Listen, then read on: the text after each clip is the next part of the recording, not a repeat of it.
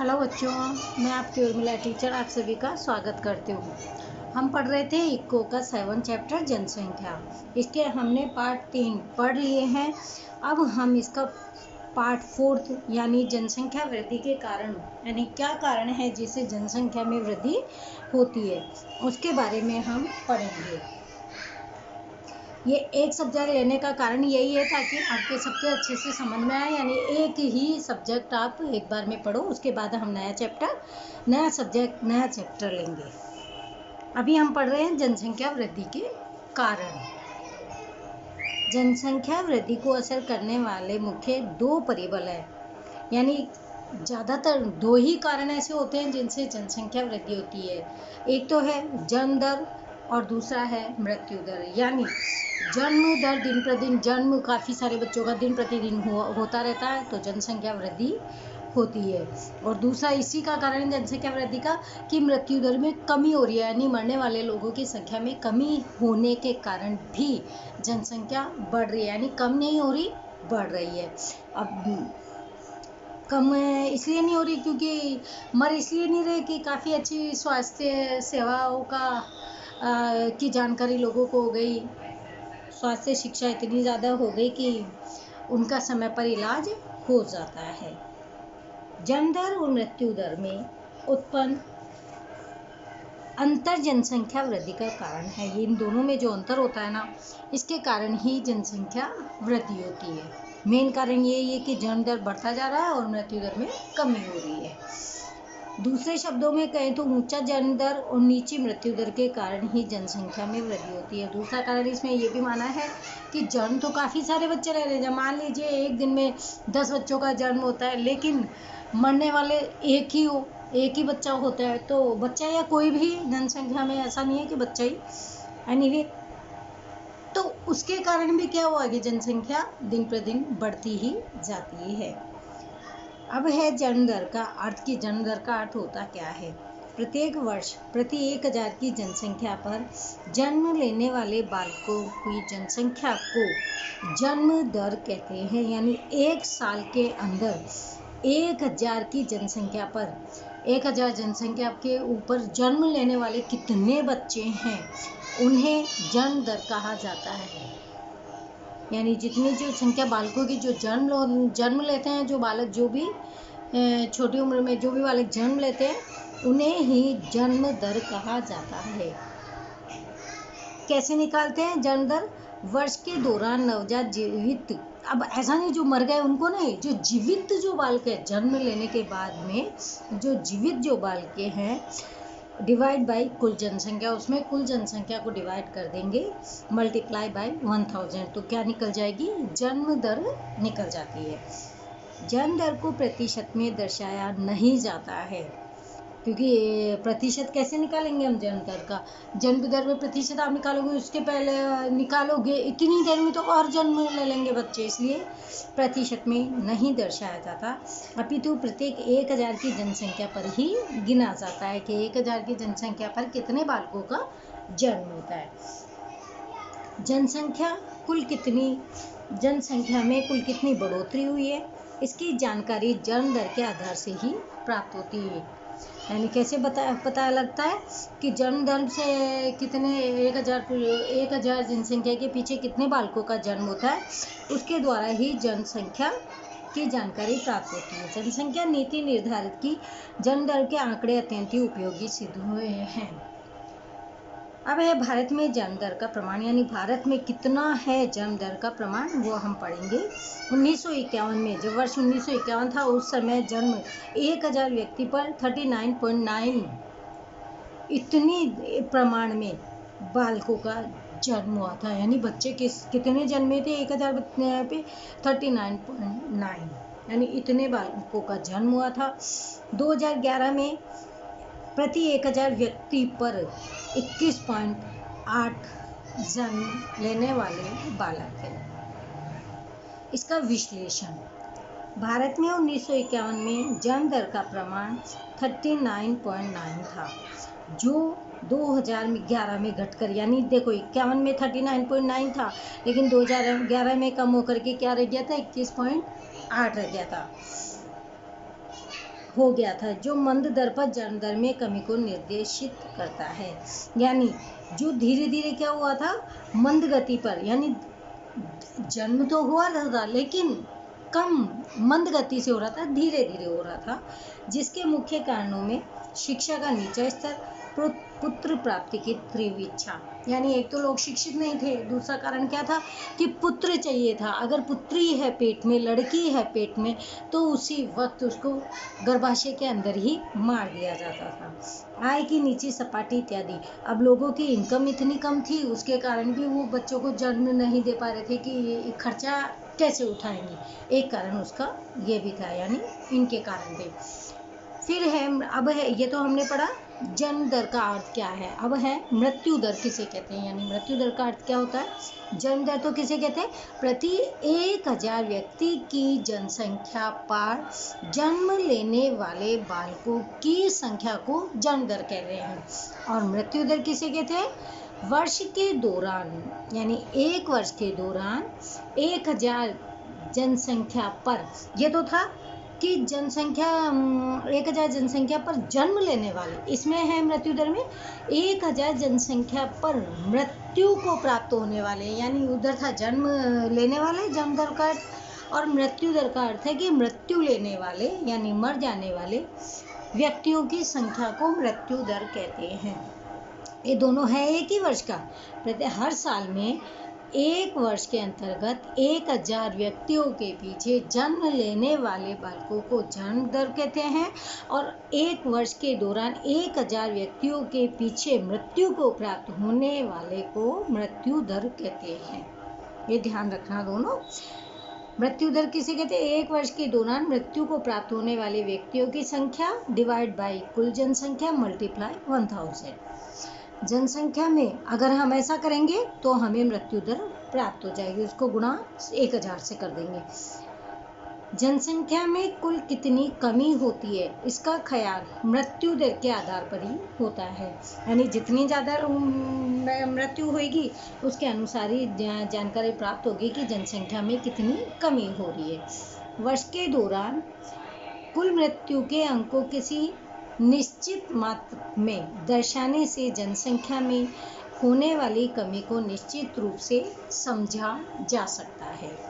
भारत में मृत्यु दर का प्रमाण, ये तो हमने क्या पढ़ा था अभी, जन्म दर का प्रमाण। अब हम पढ़ेंगे मृत्यु दर का प्रमाण। वही 1951 में मृत्यु दर का प्रमाण कितना था, 1000 व्यक्तियों के पीछे 27.4 मृत्यु दर था। इसमें क्या था देखो, 39.9, यानी इधर बढ़ रही है, इधर कम तो हुई है लेकिन बहुत कम, तो जनसंख्या तो बढ़ी ना।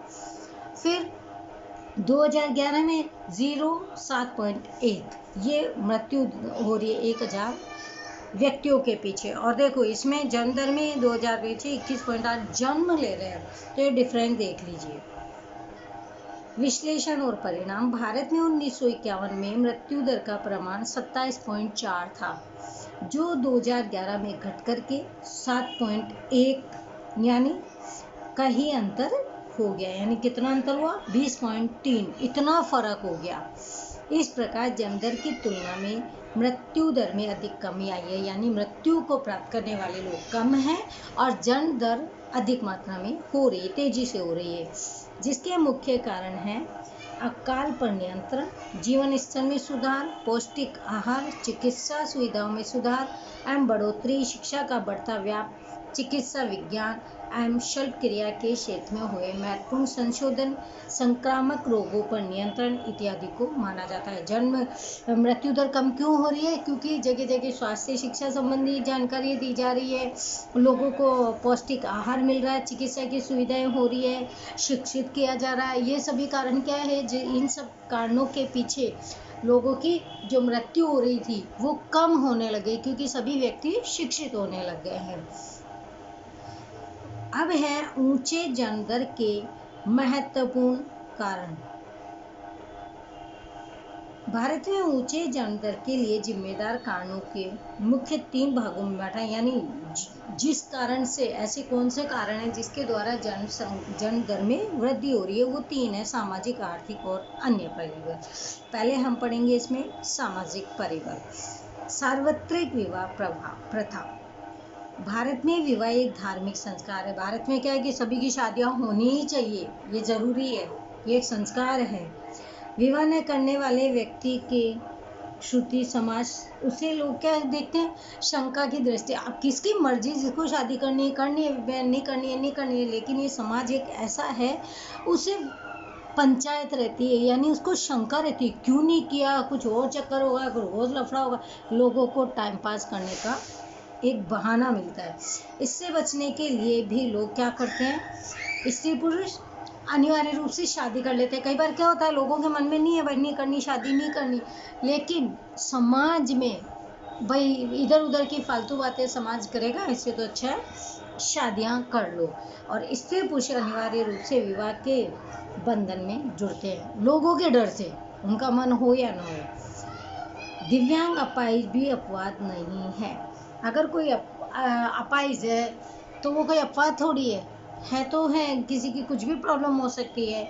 विकसित देशों की तुलना में भारत में प्रत्येक स्त्री विवाह करती है। इस प्रकार सार्वत्रिक विवाह प्रथा से जन धर्म चढ़ता है। अब शादी होगी तो बच्चे होंगे, वो तो नेचुरल है। तो भारत ही एक ऐसा है जिसमें शादी करना अनिवार्य माना जाता है। दूसरा पॉइंट है कम उम्र में विवाह और विधवा पुनः विवाह, यानी एक तो कम उम्र में शादियां कर देते हैं, फिर वो विधवा हो जाती है तो फिर उसका दोबारा से शादियां करा दी जाती है। देश में बाल विवाह विरोधी कानून होने के बावजूद कई क्षेत्रों में बाल विवाह प्रथा कायम है। आज भी कई ऐसे क्षेत्र हैं जहाँ पर कानूनी रोक लगा दी गई है कि बाल विवाह करना कानूनी अपराध है। फिर भी कई ऐसे गांव हैं, कई ऐसे क्षेत्र हैं जहाँ चुपके आज भी कम उम्र में शादियां करा दी जाती है।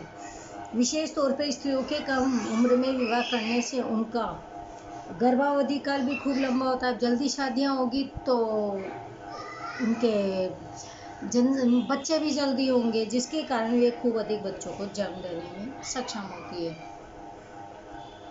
देश में विधवा पुनः विवाह का कानूनी अमल होने से उसे व्यापक समर्थन मिला है। अब कानून अपना क्या कहता है, भारत का कानून की जो विधवा हो गई, कम उम्र में हो गई, उसके दोबारा से शादी करा दी जाए, यह भी ऐसा माना गया है और इस कानून को अमल भी लाया गया है, जिसके कारण क्या होता है, विधवा पुनः विवाह सामान्य होता जा रहा है, जिसके कारण भी जन्म दर ऊंचा देखने को मिलता है। मान लीजिए विधवा पहले उसके 2 बच्चे, अब दूसरी शादी हो जाएगी, फिर हो जाएंगे, बढ़ गई ना जनसंख्या।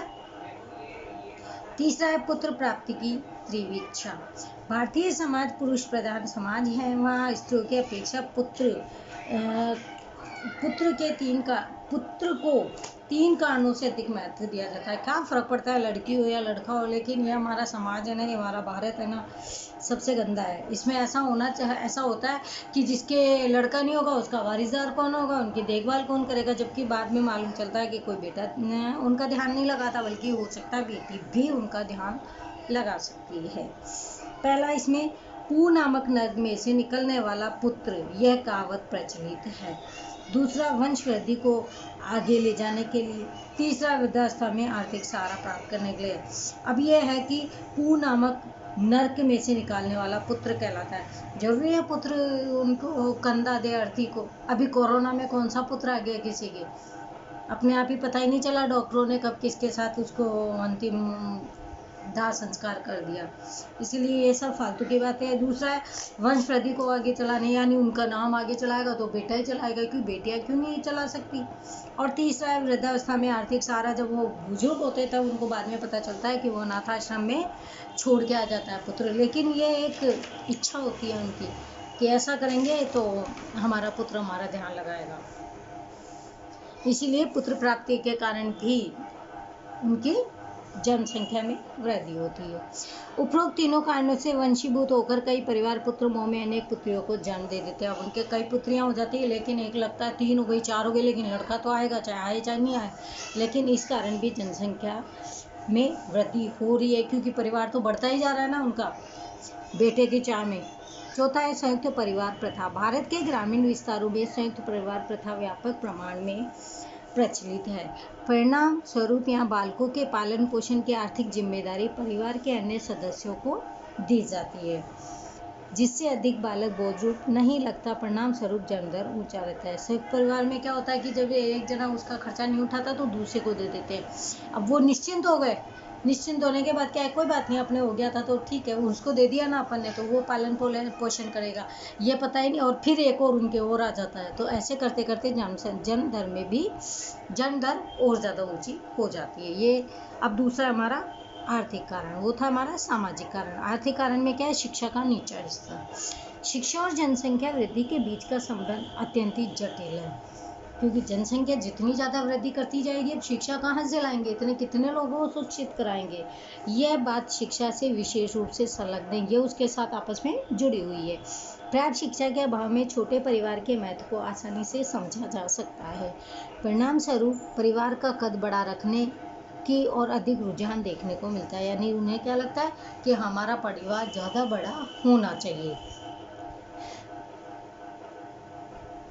इसके अलावा स्त्रियों में शिक्षा के स्तर को बालकों की संख्या के बीच व्यस्त संबंध संपूर्ण विश्व में देखने को मिलता है। निरक्षर स्त्रियों की तुलना में प्राथमिक शिक्षा प्राप्त स्त्रियां कम बच्चों को जन्म देने की वृद्धि रखती, क्योंकि वो समझदार है, वो शिक्षित, उन्हें पता है कि एक या दो से ज़्यादा बच्चे अगर होते हैं तो उनका पालन पोषण करना ही कठिन होता है, क्योंकि वो पढ़ी लिखी होती है। और जबकि अशिक्षित जो होती है उन्हें कुछ समझ तो होती नहीं है, उनको लगता है कि नहीं, 3-4 बच्चे तो हमारे होने ही चाहिए,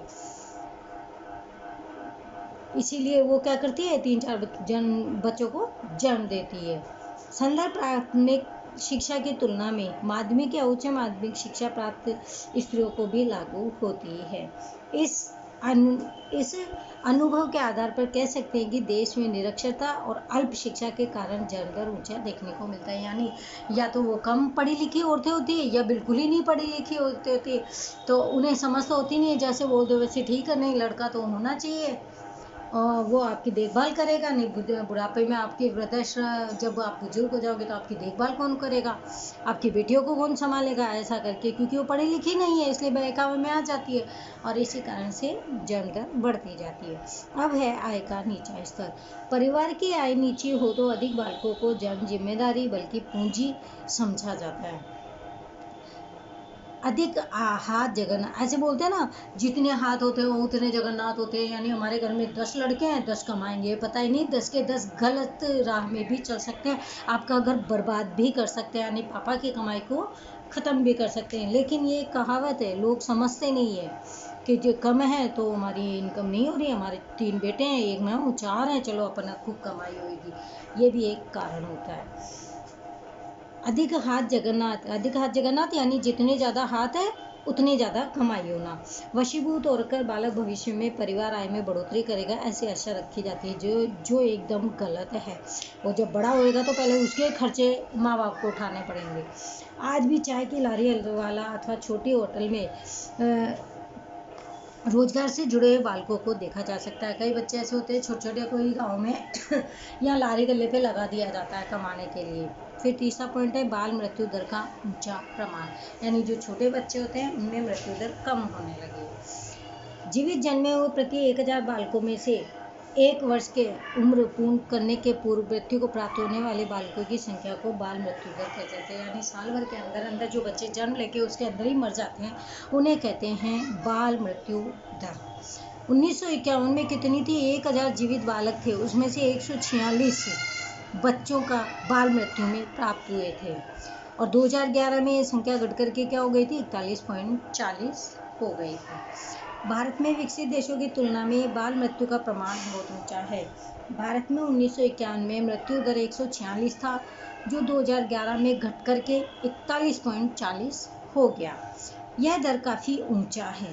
बाल मृत्यु दर ऊंचा होने के कारण में गरीबी, पुत्री जन्म की उपेक्षा, पोषण युक्त आहार का अभाव, स्त्रियों में गर्भपात का प्रमाण, पोषण की प्राचीन मान्यता, अपर्याप्त आरोग्य विषयक सुविधा, 2 बालकों के बीच का कम अंतर, जिसके कारण लोगों का रुझान अधिक बालकों को जन्म देने के लिए प्रति विशेष आय जो ऊंचे दरों में परिणत होता है।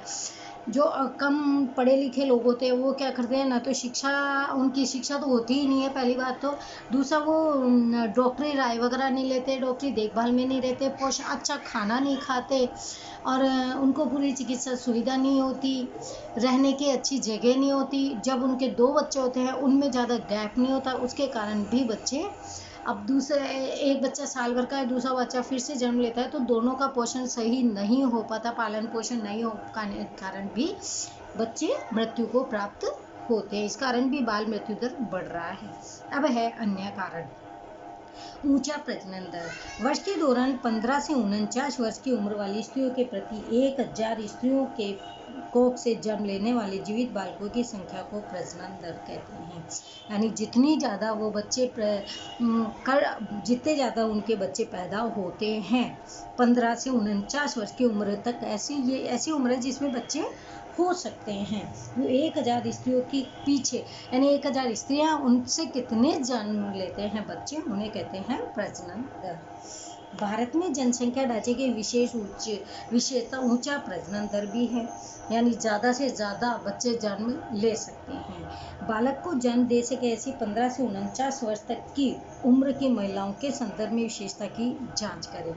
1961 में इस आयु वर्ग में निहित महिलाओं के लिए औसत जीवित बालकों की संख्या 6 थी, जो 2011 में घटकर 3 हो गई। अपितु यह प्रमाण भी ऊंचा ही माना जाता है। औसत जीवित बालकों के ऊंचे प्रमाण के लिए मुख्य 2 परिबल जिम्मेदार है। एक तो है भारत में कम उम्र में होने वाले विवाह के कारण महिलाओं में मातृत्व धारण करने का समय लंबा देखने को मिलता है, यानी कम उम्र में शादियां कर दी जाती है। 15 साल की उम्र में 20 साल तक होते होते तो उनके बच्चे, 1-2 बच्चे हो ही जाते हैं।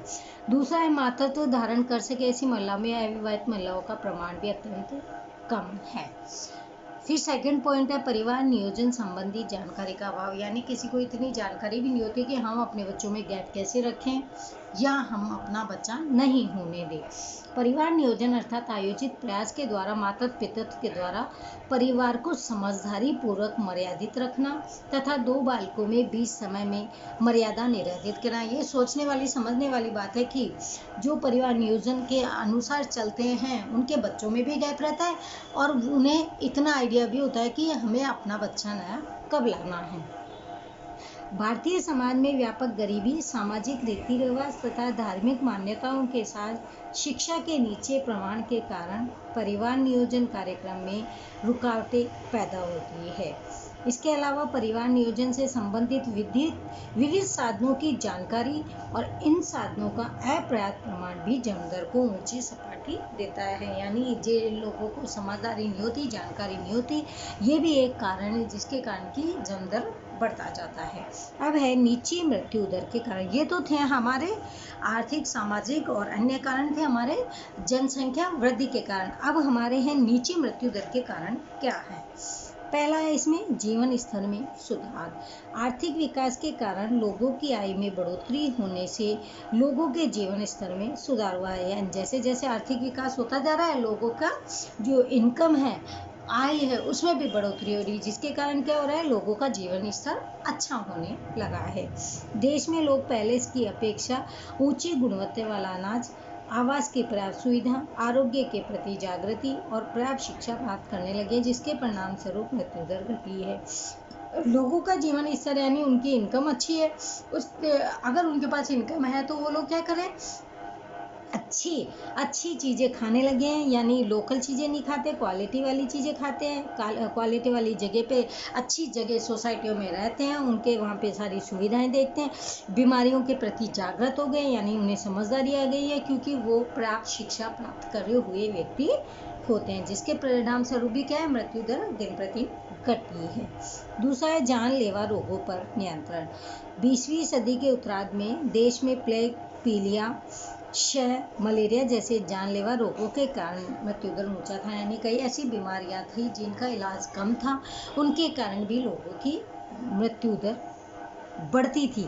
लेकिन इन सब के कारण अब क्या हुआ, अब इनकी सबकी जानकारी यानी चिकित्सा सुविधा इतनी अच्छी हो गई है कि लोगों को अब जो आने वाली जो बीमारियां उनका सामना करने की उनमें ताकत आ गई है और समझदारी आ गई है। किंतु 20वीं सदी के अंत में विकास के परिणाम स्वरूप चिकित्सा के क्षेत्र में उल्लेखनीय प्रगति होने से एवं रोग प्रतिकारक रस्सी का आविष्कार होने से उपरोक्त रोगों को नियंत्रित करने में सफलता प्राप्त हुई है। 20वीं सदी के बाद क्या किया, हमारे देशों ने विकास किया। उसका परिणाम क्या हुआ कि जो चिकित्सा में थे उन्होंने कई ऐसे इंजेक्शन शुरू कर दिए जिससे कि उस बीमारियों की रोकथाम हो सके, जिसके परिणाम स्वरूप भी मृत्यु कम होने लगी है। अब है अकाल पर नियंत्रण। विज्ञान और टेक्नोलॉजी के कारण अकाल नियंत्रित किया गया है, जिससे भुखमरी के कारण होने वाली मृत्यु रोकी जा सके। यानी जो लोग भूख से मर रहे थे उसे भी रोका गया है, क्योंकि जो भुखमरी है, अकाल है, नई नई टेक्नोलॉजी ऐसी चल गई कि अकाल पड़ने की समस्या धीरे धीरे कम होने लगी है। 1966 में हरित क्रांति होने से देश के अनाज की पूर्ति में उल्लेखनीय वृद्धि हुई है, जो पहले नहीं थी।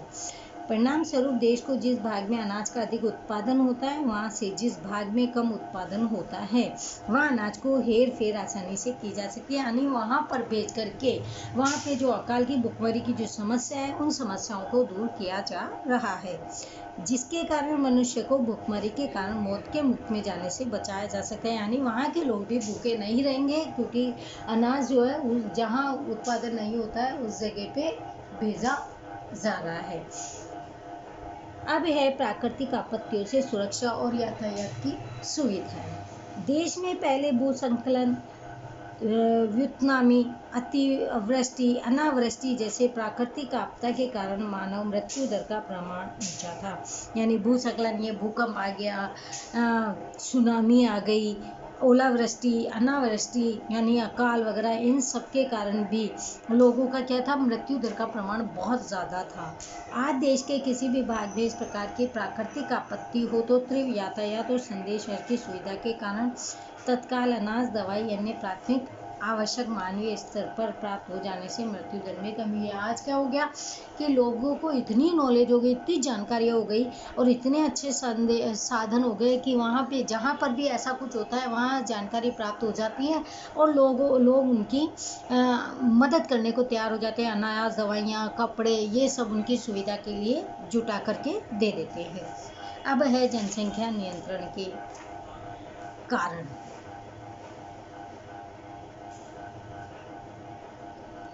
पहला है लोक शिक्षा और जागृति। जन्म दर को ऊंचा लाने के लिए छोटे परिवार का महत्व लोगों तक पहुंचे, इसलिए लोगों में शिक्षा का प्रसार करना चाहिए। विशेष तौर पर स्त्रियों की शिक्षा के क्षेत्र में समाज अधिक जागृत हो, यह भी आवश्यक है। यानी जितनी ज़्यादा औरतों को पढ़ाया जाएगा वो बहुत ज़्यादा ज़रूरी है कि औरतों को पढ़ाना आवश्यक है। इसके लिए संदेश व्यवहार के माध्यम तथा जनसंख्या से संबंधित विशेष कार्यक्रम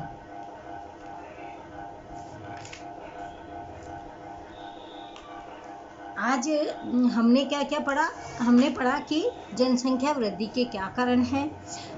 तो जनसंख्या वृद्धि के जो कारण थे उसमें था जन्म दर और मृत्यु दर। जन्म दर यानी बढ़ती जा रही है, मृत्यु दर कम होती जा रही है, जिसके कारण भी क्या हो रहा है कि उसमें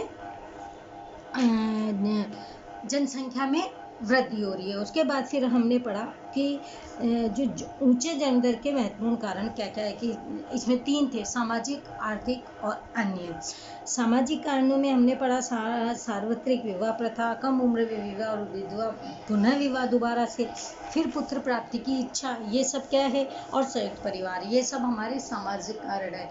आर्थिक कारण में हमने फिर ये 3 कारण पढ़े, शिक्षा का नीचा स्तर, आय का नीचा स्तर और बाल मृत्यु दर का ऊंचा प्रमाण देखने को मिलता है, जिस कारण से भी क्या होता है कि जनसंख्या में जो वृद्धि हो रही है वो अत्यधिक तेजी से हो रही है। फिर अन्य परिबल में हमने पढ़े 2 पॉइंट थे। पहला था हमारा ऊंचा प्रजनन दर और दूसरा उसके बाद था परिवार नियोजन संबंधी अभाव। ये दोनों पढ़े हमने। इसके बाद ये क्या है कि जन्म दर को प्रभावित करने वाले ऐसे तत्व हैं जिनके कारण की जनसंख्या दिन प्रतिदिन बढ़ती जा रही, क्योंकि लोगों की सोच, वो कितने ही शिक्षित हो, लेकिन लोगों की सोच में परिवर्तन नहीं किया जाने के कारण जनसंख्या में वृद्धि होती रहती है।